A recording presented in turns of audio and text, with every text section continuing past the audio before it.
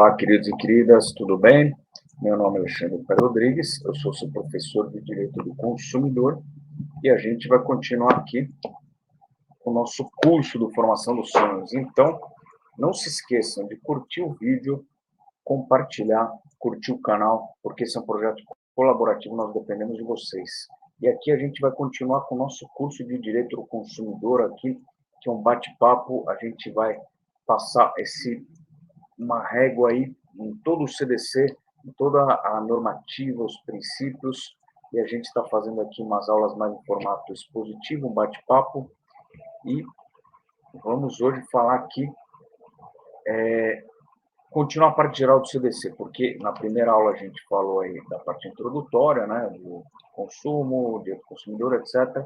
Na segunda aula a gente falou da relação de consumo em si, sujeitos, objeto, finalidade. Na terceira aula, a gente falou de como essa política pública de promoção da defesa do consumidor é feita, então pela política nacional, pelos direitos básicos e pelos princípios, né?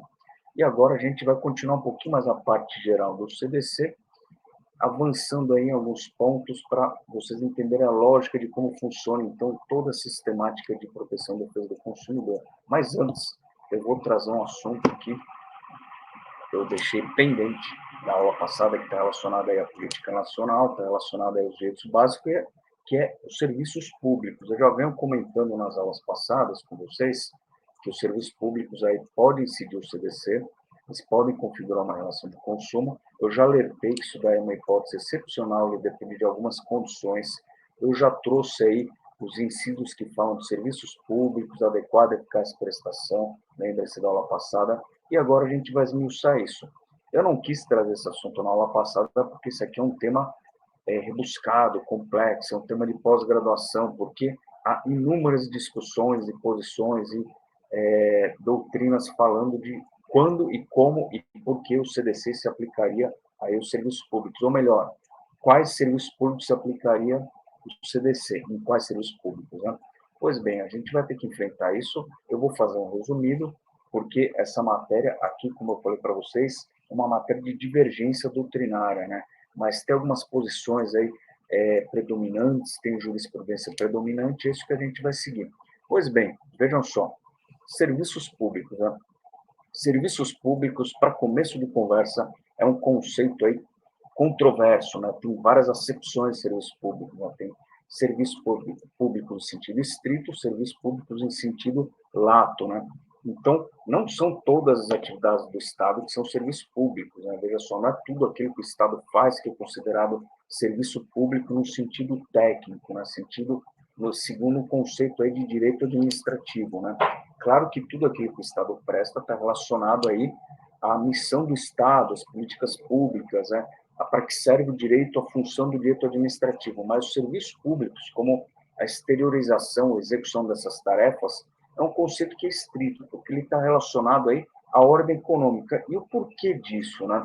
Vejam, então, primeiro ponto de alerta, tenha em mente que serviços públicos não é tudo aquilo que a gente vê que o Estado está fazendo, não é tudo aquilo que a gente vê que o Estado está exteriorizando uma atividade externa, não é tudo isso, esse é o primeiro ponto de alerta.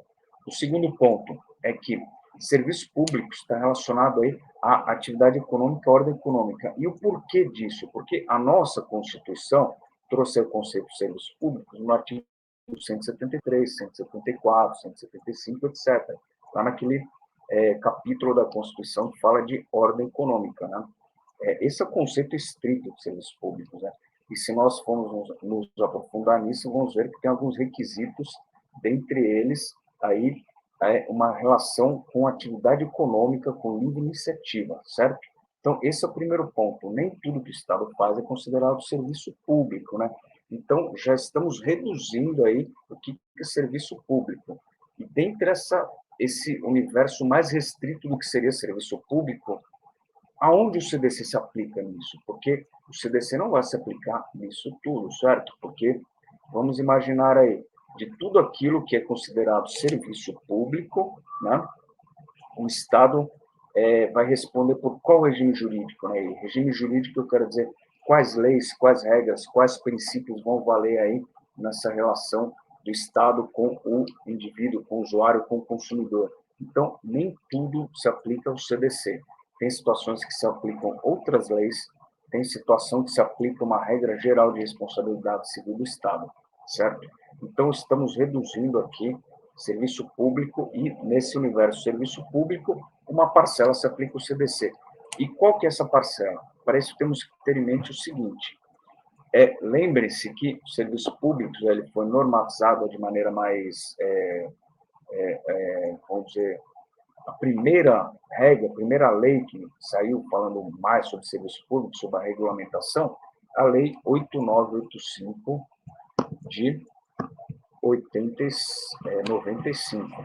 Eu vou escrever aqui para vocês terem guardado e para vocês lembrarem que esse é um ponto para se estudar, né?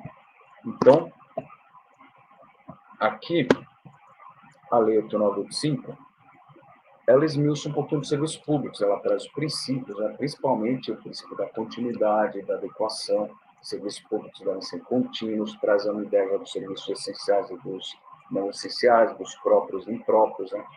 E nesse universo de serviços públicos, em quais deles se aplica o direito do consumidor, o CDC, né? Então, para isso nós temos que ter em mente, pensando aí com raciocínio jurídico, igual na relação de consumo. Então, sujeito, objeto e finalidade, né? Então, veja bem, sujeito, né, para ser um serviço público, então tem que ser algum dos entes do Estado que vai prestar. Então, quais entes, né? Vai ser a administração pública direta? Vai ser uma administração pública indireta aí, na sociedade de economia mista, uma empresa pública, vão ser as concessionárias e permissionárias de serviço? Então, temos que ter isso em mente. Então, esse é o primeiro ponto, uma condição, né? Tem que ser algum desses sujeitos da administração pública que vai prestar o serviço.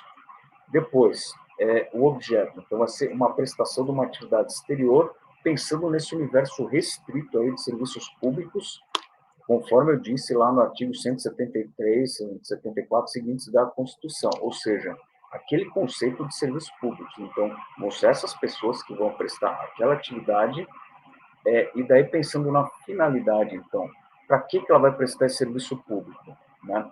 Então, se for uma relação de consumo, seguindo essas duas condições, sujeito e objeto, se for uma relação de consumo que está envolvida, vai se aplicar o CDC, desde que a gente vença algumas etapas que eu já vou falar agora. Se não for uma relação de consumo, já está fora, né? Então, como que a gente vai avaliar se é uma relação de consumo ou não? Primeira situação é a seguinte, temos que pensar nos serviços públicos, se eles são disponibilizados para todos ou se eles são prestados aí, são específicos e divisíveis, prestados aí por uma parcela de pessoas que reivindique que precisa desse serviço, né? Eu estou pensando lá no direito tributário, né? O conceito de taxa, né? Então, são serviços universais ou são serviços ut singuli, né? Específicos e divisíveis. Então, os serviços universais não vai se aplicar ao direito do consumidor, né? Ou seja, o serviço aí que é prestado para todos de forma indiscriminada não vai se aplicar, porque daí se perde até qual que é o consumidor disso, né? Porque os consumidores são indeterminados, então não vai se aplicar, né? É que eu estou seguindo a doutrina, né? Então, primeiro ponto que a gente tem que decifrar, se esses serviços são ut singuli, ou seja, se eles são prestados aí para um consumidor específico, né? Se eles forem ut singuli, vai valer aí a normativa do direito do consumidor. Porém, desde que eles sejam remunerados por taxa, né? Por quê? Porque, se eles forem remunerados por tarifa, justamente o contrário.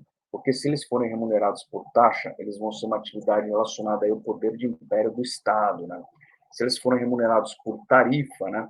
Veja a diferença entre taxa e tarifa, daí vai ser aplicada uma relação de consumo, né? Então, normalmente, o que é prestado por tarifa e o que é prestado de maneira específica e divisível? Os serviços de concessionárias e permissionárias de serviço público, e, às vezes, alguns serviços aí das empresas estatais, ou seja, as sociedades de economia mista, empresas públicas, que tenham aí, que tenham dentro do seu escopo serviços no mercado de consumo, né? Então, a gente pensa no seguinte, o metrô, por exemplo. O metrô ele vai prestar atividade fim dele, transporte de passageiros. Aí vai se aplicar o direito do consumidor? nessa atividade em si não vai se aplicar o direito do consumidor. Por quê? Porque essa atividade é uma atividade relacionada à missão dessa empresa, dessa sociedade de economia mista, que é o metrô, para aquilo que ela foi criada, né? Então, essa daí é uma missão que não vai ser uma relação de consumo. Por quê? Porque é uma atividade prestada aí por uma empresa no sentido de serviço público. Então, não se aplica, mas, porém, nas outras relações de consumo que pode haver entre o metrô e o seu usuário, né, uma relação de consumo que não seja finalidade, por exemplo, algum produto que se adquira do metrô, não sei, camiseta, por exemplo, daí é uma relação de consumo, né, que não está relacionada aí a essa atividade que envolve aí um poder de império, que é o transporte de passageiros. E por aí vai, certo? Então, vejam só, a atividade tem que ser específica, divisível, tem que ser remunerada por tarifa, né? Então, eu vou deixar aqui esses pontos escritos, né? Para quê? Para que a gente tenha em mente como funciona essa ideia do serviço público no direito do consumidor, e aqui falando de maneira bem resumida, né? Por quê? Porque a gente vai ter que avaliar o caso em concreto. Vejam que, por exemplo, no metrô, podem haver diversas situações. Uma delas pode ser uma relação de consumo, uma delas pode ser essa relação final aí, que não vai se aplicar, certo? Pois bem, agora, esses são serviços públicos, então, a gente, vencido esse ponto, lembre-se que os serviços públicos podem ser aplicados em algumas condições para o direito do consumidor, a gente tem que ter em mente aquilo que o CDC traz em relação aos serviços públicos. Né? Então, além de tudo aquilo que eu falei na aula passada, a gente tem o artigo 22 do CDC, que fala que os órgãos públicos, por ser suas empresas, concessionárias, permissionárias, ou sob qualquer outra forma de empreendimento, são obrigados a fornecer serviços públicos adequados, eficientes, seguros e, quanto aos essenciais, contínuos. Ou seja, ele está dialogando diretamente com a Lei 8985 de 8987 de 95. Né? Então, agora a gente vai aqui já partir para um outro estudo da parte geral do CDC, que a gente vai falar, então, da questão de como que o CDC traz a prevenção e a reparação de danos. Né? Então, no direito, a gente está sempre envolvido com problemas. Então, os problemas, como que nós vamos preveni-los e como que nós vamos repará-los. Né? Problemas de consumo, problemas com o consumidor. Então, a primeira coisa é a questão da prevenção. Né? A prevenção, o CDC vai falar especificamente um tópico que se trata de proteção à saúde e à segurança. Né? Isso aqui está lá no artigo 8º seguintes, recomendo a leitura, e a gente vai avaliar que tem algumas regrinhas para prevenir problemas de consumo. Né? Ele fala de proteção à saúde e segurança. Por quê? Porque são aqueles pontos que vão trazer os riscos aí de consumo, os acidentes de consumo. Né? Então, ele fala que os produtos colocados no mercado não devem acarretar riscos à saúde ou segurança dos consumidores, exceto aqueles riscos normais e previsíveis em razão da sua natureza, né? Obrigando seus fornecedores a dar informações necessárias a seu respeito. Ou seja, todo produto pode entrar no mercado de consumo, desde que ele não ofereça um risco anormal. E o que é o risco anormal? O risco anormal é aquele que não é considerado previsível, né? Em decorrência da sua natureza. É o famoso acidente de consumo, é uma coisa imprevista, uma coisa aleatória, uma coisa que decorre aí de uma má confecção do produto, de uma má realização do serviço, né? E daí a gente sempre tem que ter em mente que a saúde e a segurança são os valores envolvidos. Por quê? Porque os acidentes de consumo eles vão envolver risco, né? E o risco, a gente vai ver depois como é que é a questão do fato e do risco, mas o risco é o acidente de consumo em si que envolve as questões de saúde e segurança, né? Daí ele traz várias regrinhas, falando de produto industrial, falando de questão de higienização dos produtos, né? Ele também fala que os produtos potencialmente nocivos ou perigosos à saúde deverão informar de maneira ostensiva, né? Novamente, dita informação, de maneira ostensiva adequada a respeito de sua nocividade ou periculosidade, né? Então, vamos pensar nos agrotóxicos, que é um produto que tem certo grau de risco, né? Deve informar como utilizar, quais são os problemas decorrentes, as possibilidades, ou então o remédio, né, que é um produto. Então, quais são, a bula deve indicar aí quais são os riscos, as contraindicações, tudo isso para quê? Para cumprir o dever de informação e para cumprir esse dever aí de segurança e saúde, de prevenção, que é informar a respeito da possível nocividade ou periculosidade desses produtos ou serviços, né? Daí o fornecedor não poderá colocar no mercado de consumo um serviço que ele sabe que deveria apresentar alto grau de nocividade ou periculosidade à saúde ou segurança. Então, vamos pensar aí, álcool, né? Ingestão de álcool, cigarro, né? Então, tudo isso traz um risco à saúde, deve se informar, deve deixar em letras, informação ostensiva, né, deve deixar isso à mostra, fazer campanhas para dizer quais são os riscos, etc. Mas esse é um risco aí que é considerado um risco normal. Por quê? Porque é um risco a longo prazo, um risco potencial, né? Não é um risco aí que seja muito grande a ponto de um alto grau de nocividade ou periculosidade, né, como diz o artigo 10º, né? Se for um produto desse tipo, que causa um alto grau de nocividade e periculosidade, ele não pode ser vendido no mercado de consumo, né? Daí a gente vai pensar em monopólio do Estado, algo desse tipo, mas ele não vai poder entrar aí, o fornecedor não vai poder vender, comercializar esse tipo de produto, né?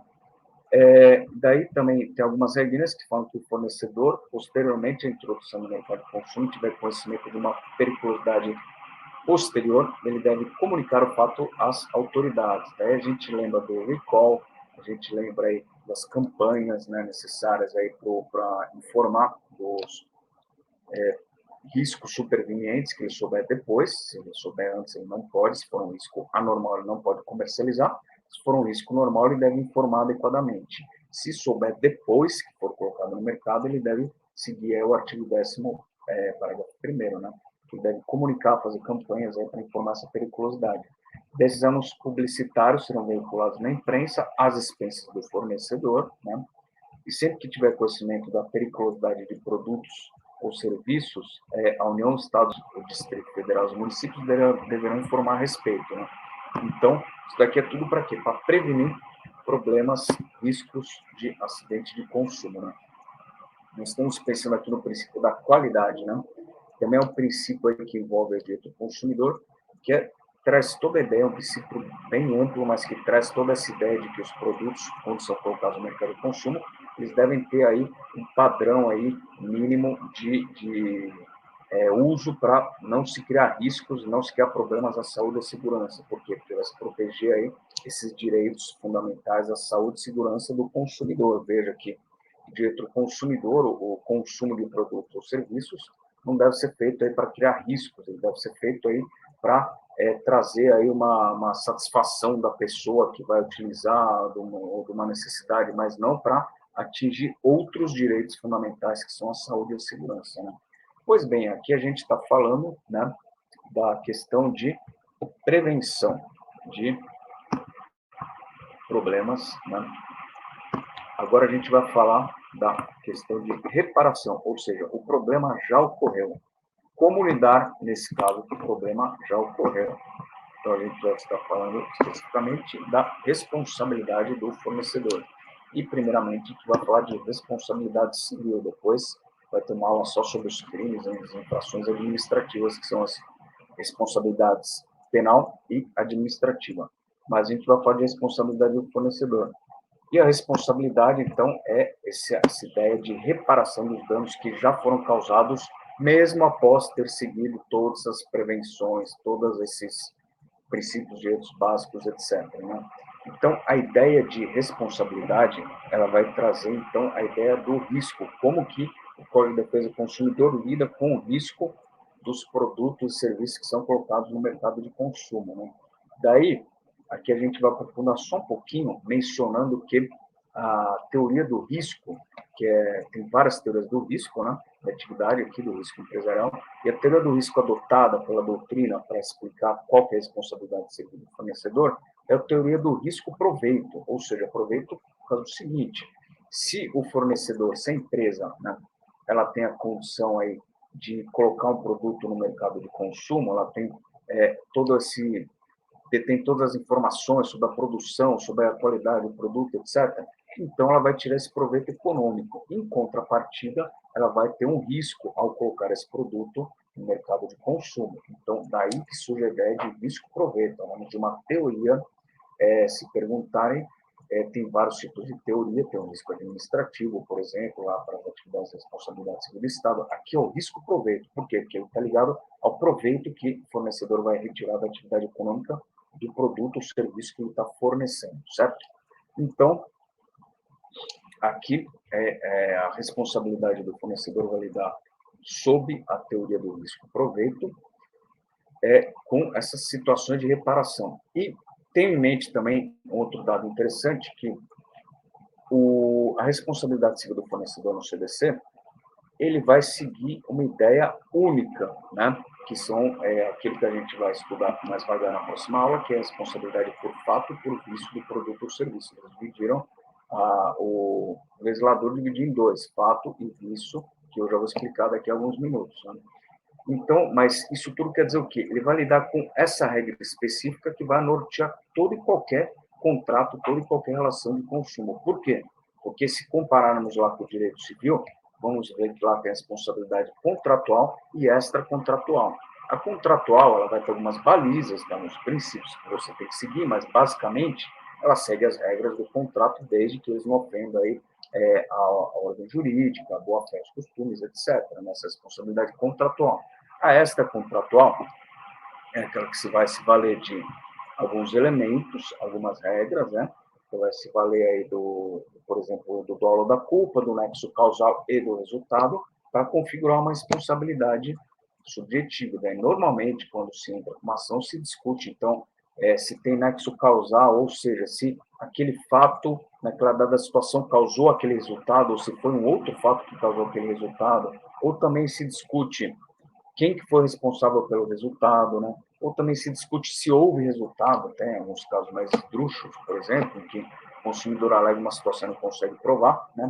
Então, são esses elementos da responsabilidade civil extracontratual. Isso lá no Código Civil. Aqui no Direito do Consumidor, tem uma regra única que se diz que é uma responsabilidade extracontratual. Qual que é a ideia? Que o que está lá nos artigos 12 e 14 seguintes, que é a responsabilidade por fato ou por vício, vai valer para toda e qualquer situação aí na relação de consumo, ou seja, para relação para responsabilidade contratual ou extracontratual. Então, é uma responsabilidade única, que é a extracontratual, aqui no direito do consumidor, no nosso CDC. Né?